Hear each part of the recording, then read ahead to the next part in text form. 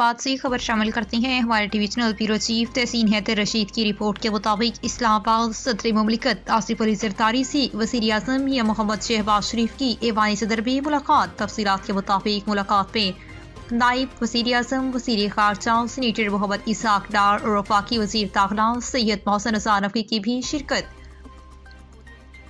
Governor Khyber Pakhtunkhwa Faisal کریم کنٹی، سابق وزیر اعظم راجہ پرویز اشرف اور ممبر قومی اسمبلی سید نوید قمر کی بھی ملاقات میں شرکت۔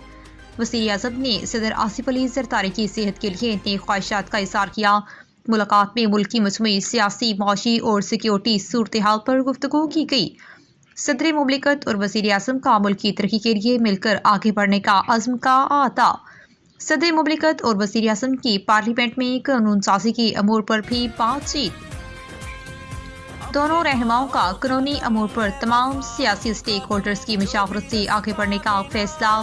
صدر مملکت نے وزیر اعظم کو ملک کی ترقی اور استحکام کے لیے تعاون کی یقین دہانی کرائی۔